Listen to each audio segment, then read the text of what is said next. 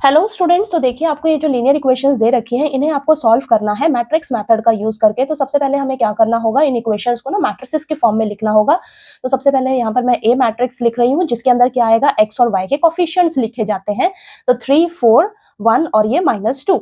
Okay, फिर x matrix लिखेंगे जिसमें आपको किसकी वैल्यू निकालनी है, एक्स और वाई की वैल्यू निकालनी है, तो वो लिखा जाएगा एक्स मैट्रिक्स में। फिर हम लिखेंगे बी मैट्रिक्स जिसमें क्या आएगा, इक्वल टू के इधर आपके पास ये जो कांस्टेंट टर्म्स है ना वो आती है, तो 7 और ये 5 हो जाएगा। ओके, अब आपकी ये जो इक्वेशंस हैं ये A X is equal to B की फॉर्म में ही है, ध्यान से देखिएगा।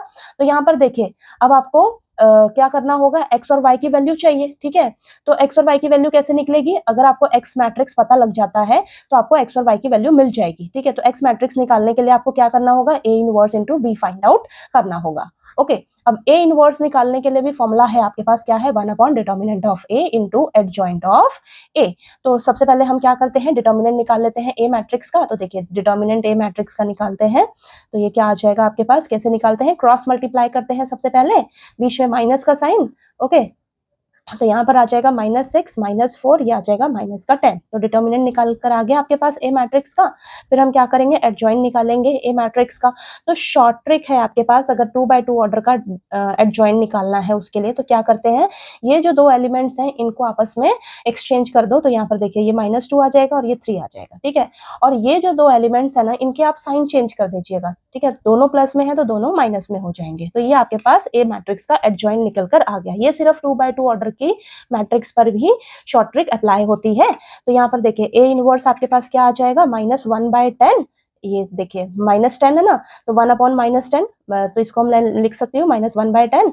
और ये एडजॉइंट क्या है, -2 -1 -4 और ये 3, ये आ गया आपके पास। अब हमें तो क्या चाहिए, एक्स मैट्रिक्स चाहिए। कैसे निकलेगा, A inverse into B. A inverse हमने अभी भी निकाला, तो यहाँ पर रखेंगे -1/10 और ये आ जाएगा -2 -1 -4 3 इंटू हम बी मैट्रिक्स से मल्टीप्लाई कर देंगे। ओके, तो चलिए मल्टीप्लाई करके देखते हैं, -1/10, तो ये आ जाएगा -14, -2 इंटू 7 -14 -5 और ये -4 इंटू 7 -28 3 इंटू 5 प्लस का 15।